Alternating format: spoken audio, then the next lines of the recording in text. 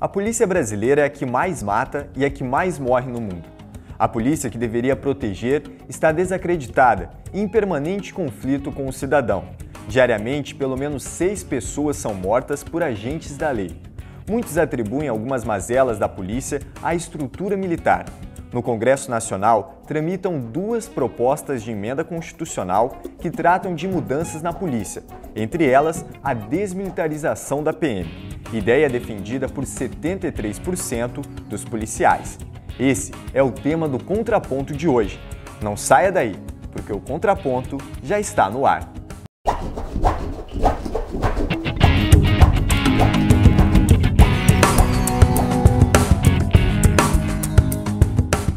A proposta de emenda constitucional 51 defende a desmilitarização da PM.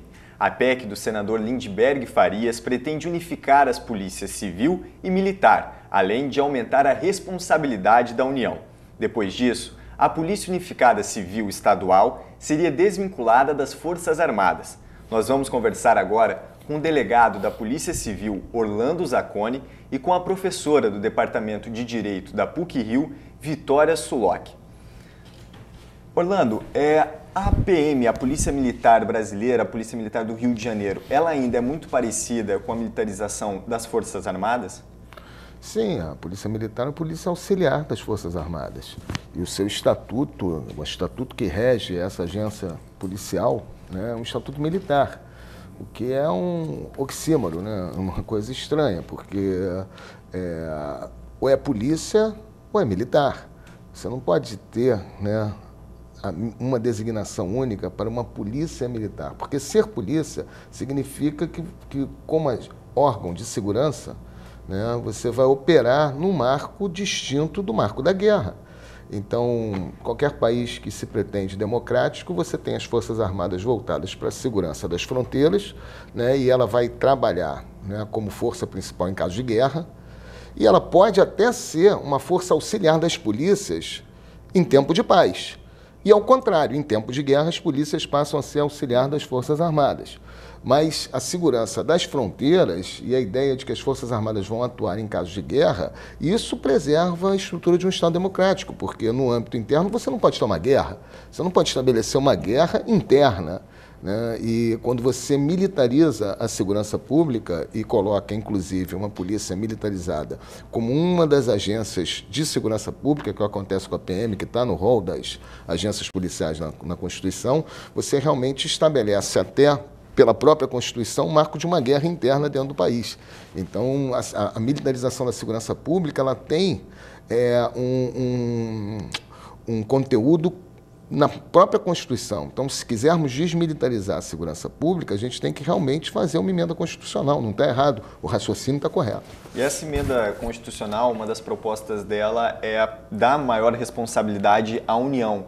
Em que medida esse aumento de responsabilidade da União, professora, pode ajudar a melhorar ou desmilitarizar, ajudar realmente a melhorar esse sistema? A ideia da União, ela já tem, por exemplo, a Força Nacional, ela já é uma ideia de participação maior da União, mas a Força Nacional, assim como em outros países, ela é reservada, deveria ser reservada, para aqueles momentos, digamos assim, mais críticos, onde outros serviços policiais de serviço público não conseguiram ali conter, digamos, determinado conflito.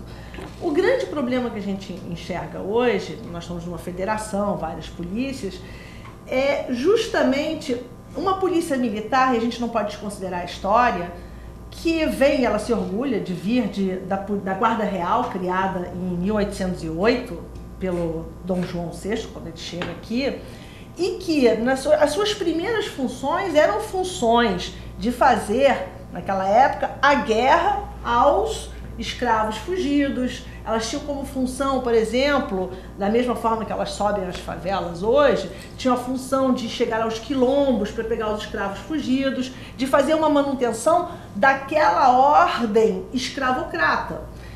Essa permanência dessa ideia, por mais que a história vá depurando, essa permanência ela continua. E aí ela se agrava com a ideia de que ela é uma força policial que tem a lógica de guerra. o inimigo, na lógica de guerra, ele é para ser exterminado, ele é eliminado. E aí desaparece a verdadeira função policial, que é de serviço público. Se esse serviço público ele pode estar dividido em corresponsabilidade com a União, eu entendo que pelas próprias responsabilidades da União, ela deveria fazer segurança pública em determinados casos que atingissem a União. Mas, em casos policiais, nos quais você tem um problema ali pontual de cada estado, nada impede que a gente tenha o que a gente chama de polícia de ciclo único. Você tem uma instituição e esse ciclo único significa que os policiais eles têm diferentes atribuições. É uma mesma instituição policial, com o intuito de fazer o serviço público, e aí pode ser por região, pode ser, eu entenderia mais seria por estado, e essa polícia ciclo ela faz desde a manutenção da ordem, desde estar na rua, até o serviço investigativo, o serviço de polícia judiciária. Não haveria nenhum impedimento que você tivesse uma força policial que atuasse regionalmente ou estadualmente. E a União, ela só entraria no caso em que fossem atingidos interesses, bens da União ou da própria federação, né? Nesse ponto a gente tem que também perceber que nós vivemos numa federação, onde existe uma autonomia dos Estados-membros em relação a muitas pautas. E a intervenção federal nos Estados, né, é algo temeroso do ponto de vista da estrutura, né, de um Estado federativo democrático.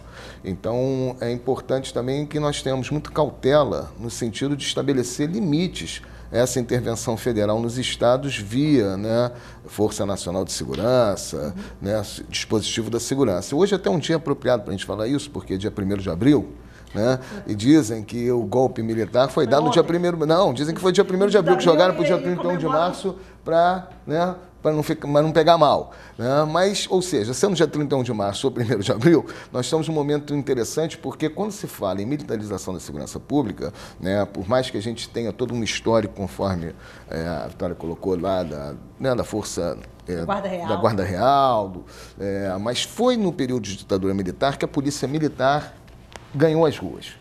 Antes da ditadura, a polícia militar era uma polícia aquartelada, né? Quem fazia o policiamento ostensivo era a Polícia Civil. Você tinha, inclusive, a delegacia de ronda da Polícia Civil. Isso realmente, o ciclo único. Isso. O senhor acredita que essa coisa do ciclo único, que até a professora citou, da união da Polícia Civil e a Polícia Militar, em uma única polícia estadual unificada, ela pode resolver alguns problemas que nós estamos enfrentando?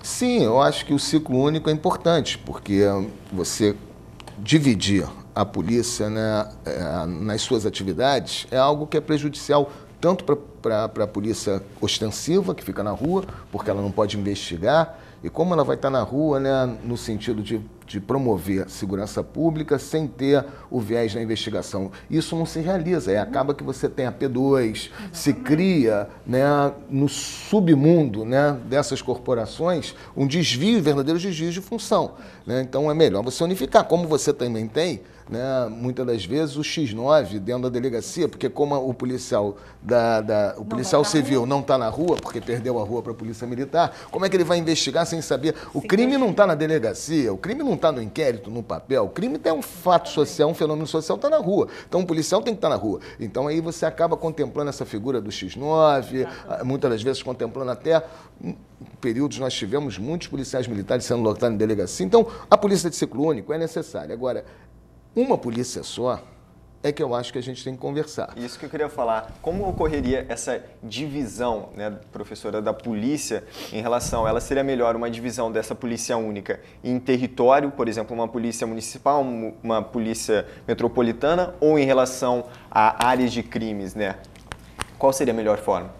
A gente teria que examinar. Eu ainda, eu acredito, eu sei que tem pessoas que pensam diferente, eu acho que essa polícia de ciclo único, ela poderia ser dividida em estados, porque a gente tem essa questão da federação que é muito importante, e aí só, antes de responder, pegando o gancho Nós estamos com uma intervenção da União no Rio de Janeiro nesse momento, porque nós estamos com o Exército, né, lá no complexo, no Alemão, eles estão ocupando. Então, não é a Polícia Militar do Estado do Rio de Janeiro, não é a Polícia Civil que está lá investigando, nós temos uma verdadeira intervenção militar hoje no Rio de Janeiro, que não deixa de ser para aquelas populações, para um estado de sítio, né? Nós estamos vivendo isso. Então, temos que tomar muito cuidado em atribuir mais responsabilidades à União, no sentido de que, de repente, ela pode, digamos, intervir mais ainda. Isso fere um dos princípios fundantes do Estado Democrático de Direito brasileiro, que é justamente sermos um Estado federativo. E passar essa responsabilidade, por exemplo, para aumentar ainda mais a responsabilidade de estados e municípios, de certa forma, o Brasil, como é um país desigual em seus estados e municípios, seria uma coisa melhor ou pior por essa diferenciação? Eu acho que numa polícia, se a gente pensar numa polícia de ciclo único estadual, talvez a gente consiga melhor. É lógico que o Rio de Janeiro é totalmente diferente do Maranhão, que é muito diferente da forma como por exemplo, até mesmo geograficamente, né? Se a gente for para os estados do norte, com muitos rios, eu conheci um delegado que estava narrando que ele leva 2 dias de barco para chegar na comarca onde ele é delegado. Então, como é que a gente vai pensar numa polícia militar, numa polícia civil? Então, eu acho que essa questão de obedecer também à geografia e nosso regionalismo é interessante. A gente pode pensar para as especificidades dos estados. Porque se a polícia de ciclo único, ou seja, aquele policial, ele está na rua e pode levar a investigação para dentro, é muito melhor que ele esteja inserido numa mesma instituição. Então a senhora defende essa divisão territorial e não em áreas... Territorial, eu defenderia territorial. E aí também tem a questão, né, talvez alguns não gostem, que é a questão das especializadas, né, que a gente tem hoje essas delegacias especializadas, polícias civis especializadas, que acabam também não fazendo o serviço, porque eles também dependem muito do que vem sendo trazido ou não por uma polícia militar. Então eu não faria por áreas, eu faria por território. Agora, não significa que a gente não possa ter, por exemplo, num outro tipo de segurança pública, uma guarda municipal, que pela Constituição, ela tem lá, é uma guarda desarmada, é muito importante isso, porque eu acho que não dá para deixar todas as guardas e todas as forças policiais armadas. É uma guarda que visa a proteção de cada município e nada impediria também territorialmente, né, que as guardas municipais talvez tivessem uma ampliação ali, em vez só de cuidar de patrimônio público, ela também poderia estar ali na rua, junto, ela não talvez fosse uma outra força, com menos poderes, mas mais para cuidar do bom andamento da cidade, né? O verdadeiro poder de polícia, que não é o poder de polícia penal, é o poder de polícia que cada município tem, né? A cidade tem. Eu pensaria mais nessa polícia de ciclo único, territorialmente falando, seria a minha opinião. Agora, é sempre muito difícil no Brasil falar sobre isso, né? Porque a gente tem a PEC, que eu acho que é interessante, e a gente tem que pensar o seguinte, o fundamental, além da desmilitarização da natureza jurídica da força policial, a gente tem que desmilitarizar mentes, pensamentos, imaginário. Não adianta também desmilitarizar e o treinamento, a forma de atuar na cidade e no país continue sendo a forma militarizada. Desculpa até de interromper, professor, porque esse é um tema que a gente quer debater já no próximo bloco, que é essa questão do treinamento. A gente vai fazer um rápido intervalo e você vai ver a seguir. Pesquisas indicam que a população não confia na polícia.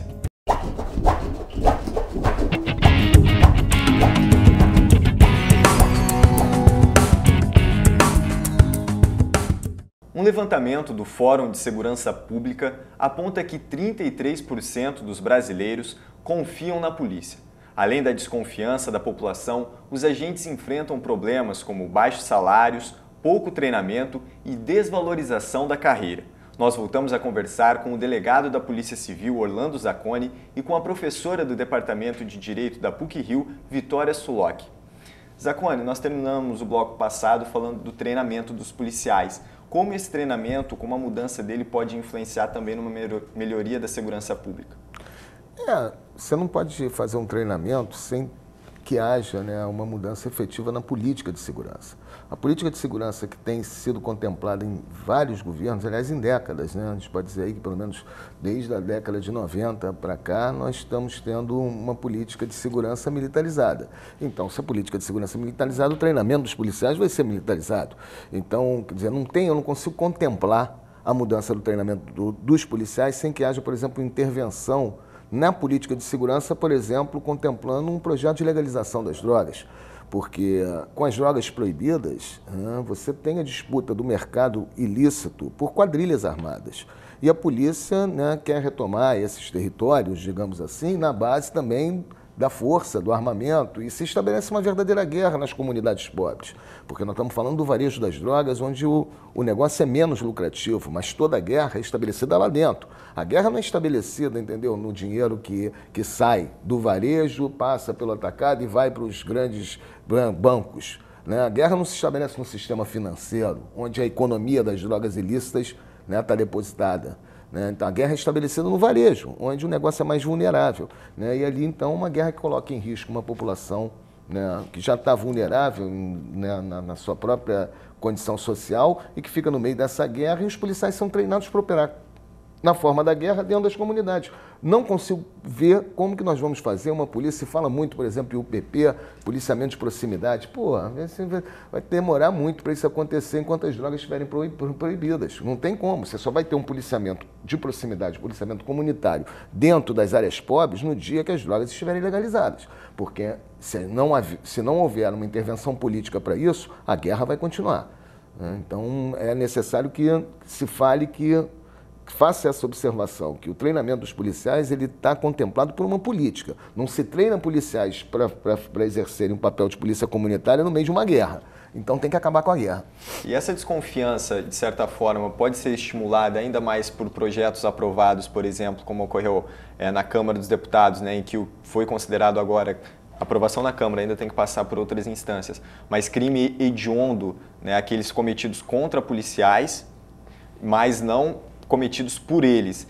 Decisões como essas também influenciam no aumento dessa desconfiança? Faz tudo parte, como o Armando falou, faz tudo parte de um cenário de guerra. Está tudo armado para esse cenário de guerra. Então, nesse cenário de guerra, a morte de um policial em confronto é crime hediondo. A morte de um civil pela polícia militar não é crime hediondo. Eu sou contra, eu chamo de lei hedionda, como meu mestre Nilo Batista me ensinou. É uma lei hedionda, porque na verdade todos os crimes, eles têm maior ou menor repúdio, então todo crime é crime. Então passa sim por políticas públicas que estão, por exemplo, na discussão do proibicionismo das drogas, né? Como nós estávamos comentando aqui ontem, há pouco tempo. Quantas drogas são drogas legais e são tão mortais como, por exemplo, o álcool, que ainda tem todo o estardalhaço da lei seca em volta dele, Prozac, Rivotril, todas as drogas que provêm das indústrias farmacêuticas, que são drogas lícitas. Então a guerra se instala e ela é rentável justamente por sua proibição, porque ela gera todo um mercado, não só da droga, mas de armamento, né? Venda de armas, a todo uma empresa ou empresas subterrâneas que têm a mesma lógica capitalista das empresas legalizadas. E enquanto essa guerra fomentada for uma guerra que vai gerar lucros para determinadas pessoas, essa guerra vai continuar. Então não adianta a gente falar de treinamento, porque os policiais militares, grande parte deles, então, eles provêm da mesma classe social e grande parte da mesma comunidade, moram em comunidades aonde eles fazem a guerra. Só estão de um lado, né? E do outro lado, às vezes, os seus vizinhos. Então, enquanto não houver efetivamente essa mudança de mentalidade, enquanto o Congresso começar a aprovar a diminuição da idade penal, de outro lado dizer que o policial que morre, quem matou é o crime hediondo, e outras aprovações paradoxais, né? E a ideia de que há uma impunidade, você tem que aumentar a pena, etc. A gente não vai sair. A questão toda é que a criminalização de qualquer conduta não faz nenhuma inserção para transformar nada na realidade social. Então, depois da lei dos crimes hediondos, que veio a punir com mais severidade esses crimes, os crimes hediondos aumentaram. Depois da lei Maria da Penha, que veio punir homens agressores, e realmente hoje você tem um encarceramento desses homens agressores numa proporção muito maior do que antes da lei Maria da Penha, isso não fez com que a agressão às mulheres diminuísse, pelo contrário, as pesquisas mostram que as mulheres continuam sendo agredidas cada vez mais. Então, na verdade, o processo de criminalização não faz inserção na transformação social. O que faz inserção para a transformação social é a política. Então, no caso, né, que nós estamos falando da militarização da segurança pública, desmilitarizar a segurança pública punindo quem mata policial, isso não vai resolver. O que vai resolver são políticas públicas, né, que consigam refletir na desmilitarização. E a legalização das drogas é um passo fundamental. E essa mentalidade punitiva, ela pode ser coibida de certa forma, como uma dessas propostas da própria desmilitarização, do aumento, né, da autonomia desses microgestores, dos policiais de rua realmente, para que eles possam ter uma análise maior da situação de cada região onde eles vivem e propor mudanças. Essa autonomia maior do policial pode ajudar ou não? Seria bom com a desmilitarização, porque hoje tem policiais militares que são expulsos das corporações, exonerados, porque falam contra o militarismo. Eu conheci um no Nordeste que escreveu um livro contra a militarização e foi exonerado, porque no Estatuto Militar ele não tem essa autonomia sequer de fazer uma crítica do seu próprio trabalho. Então, nesse aspecto, por exemplo, acho que a desmilitarização da Polícia Militar, principalmente, cria um campo muito fértil para que o policial possa, né, se inserir como agente de segurança, não mais como agente de guerra, né, para que a gente possa refletir nas academias de polícia, né, a realidade do crime, né, para além, né, do tiro, da tática de guerra, né, contemplar, né, o crime como um fato social que na verdade ele é, né, e só para fechar, essa rivalidade, essa coisa de punição, essa até em cima dos policiais, como você disse, essa rivalidade dentro da própria polícia, né, com a divisão entre polícia civil e polícia militar, ela pode prejudicar a atuação da polícia, pode levar a hábitos corruptos? Como... Eu acho que na questão da corrupção não seria por isso, mas eu acho que efetivamente essa divisão prejudica muito o trabalho policial, não só da manutenção da ordem na cidade, mas como também de investigar, né, da própria investigação. E aí o Orlando tocou numa questão muito importante que talvez mudasse essa mentalidade, a polícia não pensa a polícia. A polícia não tem canais de debates, ou a Academia de Polícia Civil, por exemplo, mesmo da Polícia Militar, nem se fala. Ela não propicia que o policial, que é o que está diretamente implicado, né, nessa tarefa, pense sobre o seu próprio afazer, sobre sua própria atividade. Como ele pode melhorar sua atividade. O soldado não pensa. O soldado não pensa. Não é feito para pensar. Não é feito para pensar. Então, exatamente. Então, na hora que você desmilitariza, você, né, acompanhado, lógico, de outras políticas, você permite que aquele soldado não mais submetido porque ele é submetido, a palavra é essa, submissão, ele é submetido a uma opressão no seu sistema hierárquico, você permite que ele comece a pensar e a refletir qual é o meu papel aqui nisso. Por enquanto, eles não têm e aqueles que começam a pensar sobre o seu afazer são imediatamente colocados para fora, porque você não pode pensar. Lógico, se você começa a pensar como age uma polícia militar, você só tem uma opção, ou você sai ou você vai querer mudar isso. Então, é muito perigoso o soldado pensar sobre a sua própria atividade policial, porque ele começa a ver o quão irracional é o seu trabalho como polícia. Na verdade, ele está fazendo a guerra, ele não está fazendo policiamento. Nós vamos ter que fazer mais uma pausa para o intervalo comercial. No próximo bloco, a gente conversa sobre a participação popular na ajuda à fiscalização da atividade policial.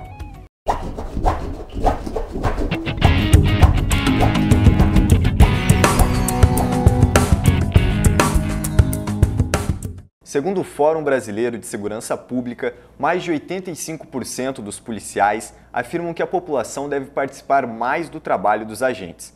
A proposta, que está no Congresso, cria um novo órgão fiscalizador, a Ouvidoria Externa, e o chefe seria escolhido através do voto popular. Nós voltamos a conversar com o delegado da Polícia Civil, Orlando Zacconi, e a professora de Direito da PUC-Rio, Vitória Sulocchi. Orlando, como funcionaria uma ouvidoria externa como essa e como a participação popular nela poderia ajudar no ato de fiscalização? Então, uma vez me fizeram uma pergunta, o que seria uma boa polícia? Eu falei que uma boa polícia, dentro, né, da estrutura dos Estados nacionais hoje, seria uma polícia mais próxima da comunidade. Então, quando a polícia ela se aproxima da comunidade, a comunidade vê a polícia como parte dela, e a polícia se vê como pertencente à comunidade, né, você tem uma polícia numa estrutura democrática mais próxima daquilo que se deseja, porque a polícia é imprescindível. Não podemos prescindir da polícia. Aliás, a criação das cidades é concomitante à criação das polícias. Então, precisamos que haja essa identificação que não existe no marco militarizado, né, da polícia como comunidade, da comunidade como polícia. Agora, essa ouvidoria, essa proposta é fundamental, porque a partir do momento que você cria, né, um mecanismo onde a comunidade possa institucionalmente fazer uma intervenção, né, e um diálogo com a polícia, que hoje não existe. Hoje você tem aquele café, foi até o Nilo que criou, que é importante. A gente tem um café comunitário, que todo mês vai lá o delegado com o comandante do batalhão, aí é uma choração danada, cada um quer levar os problemas da tua rua. Na minha rua está sem luz, na minha rua tem um gato, tem gato, e fica aquela conversa ali que não é o mais importante. O mais importante é que a comunidade faça intervenções na própria estrutura operacional da polícia, naquilo que ela deseja que a polícia haja, mas não, sabe, o meu probleminha da minha rua, do meu, né, da minha casa. E essas polícias de proximidade, né, chamadas de UPPs do asfalto, como foi aplicado agora no Grajaú, elas de certa forma podem ajudar nessa aproximação ou não? Não existe, olha só, o UPP, né, é militarização da segurança pública no seu apogeu. Então, qualquer coisa que a gente pense em termos de policiamento comunitário, vamos esquecer o PP. Porque o PP é um policiamento militarizado em um território, que acontece nas favelas, que são os territórios, as áreas pobres da cidade. Essa experiência do Grajaú, né, que vislumbra a boa UPP, não sei se vai acontecer, né? E se acontecer, é pior. Porque aí vai estar provado que nós vamos ter a boa UPP para os bairros e a UPP militarizada e violenta para as favelas. Aí vai ser pior ainda, né? Porque o que nós temos hoje em termos de gestão, né, gerenciamento das cidades é uma coisa absurda. Para os bairros você tem subprefeitura, subprefeitura da Barra, subprefeitura de Copacabana, e para as favelas o UPP, onde o governo passa a ser colocado na mão do comandante da UPP. Ele é o prefeito da favela. E esse é que é o marco militarizado da segurança pública. Então, querer transformar isso, né, em policiamento comunitário é uma mágica que não vai dar certo. E professora, para a senhora, essa nova proposta, a desmilitarização em si, ela é suficiente para solucionar os problemas de segurança pública? Eu acho que a desmilitarização é um enorme passo, mas como eu já tinha falado no outro bloco, ela passa por uma questão prática, que é efetivamente mudar a natureza da polícia, não ser mais a polícia de guerra, mas ser uma polícia de serviço público, né? Mal comparando como nos Estados Unidos, né? To serve and protect, né? Servir e proteger. Mas, e aí a política é fundamental. As políticas públicas na área de segurança, mas de outras áreas em volta de segurança, porque tudo faz parte da mesma gerência da sociedade, é fundamental mudança de mentalidades. Mudança de mentalidades só se faz com uma prática democrática, lógico, a prática é importante, mas também com que todos na sociedade se sintam implicados nessa discussão. Não adianta dizer, você não é lei PEC, né, no caso, para inglês ver, né? Desmilitarizamos, olha, fizemos nosso papel, mas nós aqui, legislativo. Não, é toda uma mudança de práticas, como tem a ideia da ouvidoria, porque o que a gente está assistindo é o seguinte, no caso das UPPs, que é um projeto de guerra territorial, né? Ocupar território, isso é ideia militar. E é hierarquizado, autoritário, ocupa ali daquele jeito como eu falei.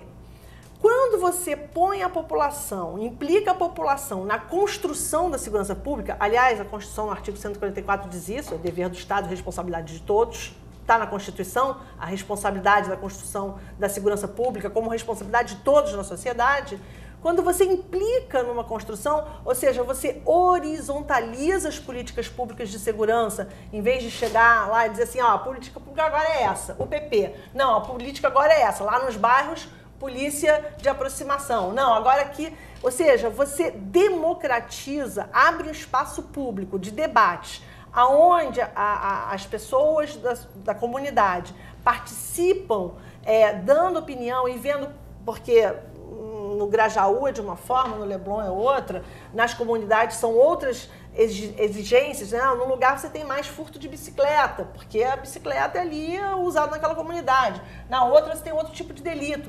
Quando a população vem dizer assim, nossa, aqui a gente está com esse problema na segurança pública, esse problema. Como podemos fazer para melhorar esse problema? Ou seja, implica muito mais, embora seja um primeiro passo importante, do que a mera desmilitarização. Implica nisso, criação de canais de debates públicos. Hoje em dia, em qualquer área, o que nós temos de cívico de debate público? Lá, de cada 4 anos, vamos votar lá para o presidente da República, o senador, e a cada 4 anos para o nosso prefeito aqui. E pronto. O Estado brasileiro como um todo, os estados da Federação e a União, eles não têm aberto canais de comunicação com os seus cidadãos. E aí nós assistimos o que nós assistimos nas manifestações de junho e julho de 2013. São tantas demandas represadas que quando vem para a rua, vem forte. E aí o que a gente teve? Os manifestantes eram o inimigo público número 1 naquela época, né? E a polícia militar fez todo o seu papel de guerra contra os manifestantes. Professora, muito obrigado pela participação. Delegado, muito obrigado pela participação. Hoje nós ficamos por aqui, mas se quiser contribuir com sua opinião, é só ligar para o número 3527-1143 ou então acesse o nosso site www.puc-rio.br/TV PUC-Rio. Lá você encontra este e outros programas produzidos pela PUC. Acompanhe a gente também no Facebook, Instagram e YouTube. Muito obrigado pela companhia e na semana que vem não perca um novo contraponto para você. Até lá!